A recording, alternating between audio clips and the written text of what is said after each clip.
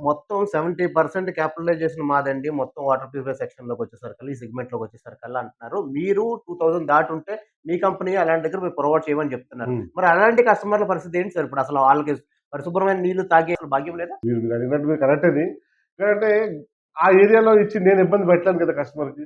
నా దగ్గర ఉట్టిగా తీసుకోవట్లేదు. డబ్బులిచ్చి తీసుకుంటున్నాడు. అవును. డబ్బులిచ్చి తీసుకున్నప్పుడు నేను వాటర్ ప్యూరిఫైయర్ ఇస్తానంటున్నాను.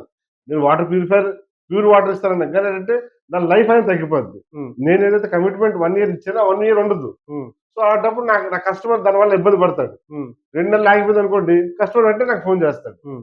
సో ఆయన ఎక్స్‌పెండిచర్ దానికంటే ఎక్కువైపోద్ది. ఎందుకంటే ఆ ఏరియా మీరు ఏ ఏరియాలో టీడీఎస్ ఎక్కువ ఉన్నది అంటున్నారు, ఆ ఏరియాలో కస్టమర్ ఇబ్బంది పడతాడు. ఓకే.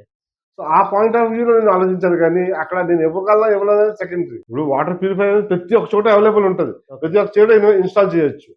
కొన్ని చోట్ల కాదు. ఎందుకంటే వాటర్ అక్కడ ఉన్న వాటర్ శుద్ధ వాటర్ కాబట్టి దాన్ని నేను చేయడం అలాంటి వాళ్ళకి ఏంటి సొల్యూషన్ అని అడుగుతున్నాను నేను. ఇప్పుడు వాళ్ళు డబ్బులు పెట్టి మీ అక్వాగార్డ్ కొన్నా సిద్ధమయ్యారు. కానీ మీది కూడా అక్కడ వర్కౌట్ అవ్వదు. అనుకున్నంత లీటర్స్ రాదంటున్నారు. ఇప్పుడు అట్లాంటి ప్రజలకి ఏంటి సొల్యూషన్? వాళ్ళ ఇంట్లో ఉండి తక్కువ ఖర్చుతో ఏమైనా చేసుకునే ఏమైనా మీ తరపున సార్ ఏమైనా మా దగ్గర నుంచి అయితే అది పాసిబిలిటీ కాదు.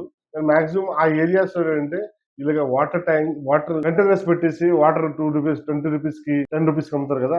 ఆ ఆ ఇదేదైతే ఉంటుందో మీకు దాన్ని ఏమంటారంటే సాఫ్ట్‌నర్. సో ఆ గ్రామంలోనే వాళ్ళు ఏదైనా మాట్లాడుకొని ఎస్టాబ్లిష్ చేసుకోవడానికి వీలుంటది కానీ మన అంటే ఇలాంటి మనం అక్వాగార్డ్ కంపెనీ అయితే దాన్ని సస్టైన్ సరే చేయలేదు. ఇప్పుడు మీరు చెప్తున్నారు పెద్ద ట్యాంకులు పెట్టుకోవాలి, కమర్షియల్‌గా ఉన్న వాటిలో పెట్టుకోవాలని సాఫ్ట్‌వేర్స్ చెప్తున్నారు పెట్టుకోవాలి. మీరు ఓకే.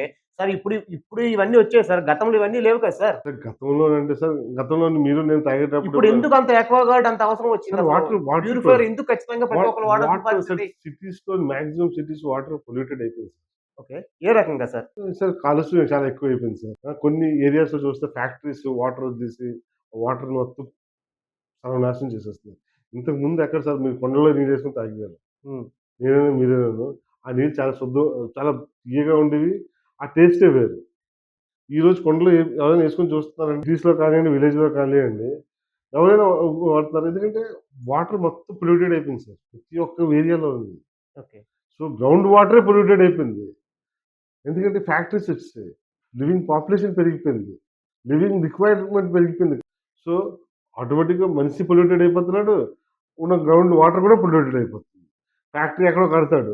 వాడు అక్కడే కట్టేసి ఆ వాటర్ అంతా తీసుకొచ్చి నదిలో వదులుతాడు మాక్సిమం. అక్కడి నుంచి ఎన్ని ఏరియాకి వెళ్తుంది. ఇప్పుడు ఉద్దానం ఉంది. ఏంటి ప్రాబ్లమ్? దేనివల్ల ప్రాబ్లమ్ ఉంది? సో మీరు ఇంతకు ముందుని ఈ రోజుకి అంటే ఇప్పుడున్న ప్రెజెంట్ 2025కి అర్లియర్‌కి అసలు కంపేర్ చేయలేము సార్. ఎందుకంటే most of the water is polluted.